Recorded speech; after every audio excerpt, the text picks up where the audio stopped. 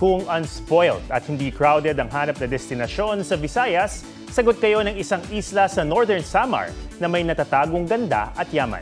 G tayo sa Batag Island sa report na ito. Mula sa lighthouse na saksi sa kasaysayan, tanaw mo ang kabuuan ng islang may tagong yaman.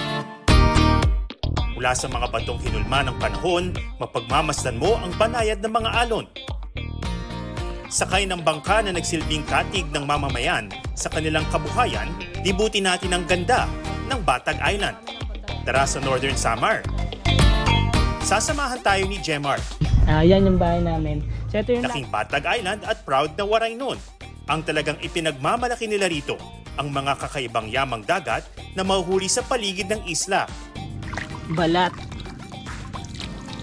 Balat to. Ayan. Yeah. Yan, balat yan ang tawag. Umaga man Ito yung nahuli namin. o gabi, kaya ang ulam, laging yummy. Kaya ang mga taga rito, di nakakalimot magpasalamat sa Diyos na pinagmula ng biyaya.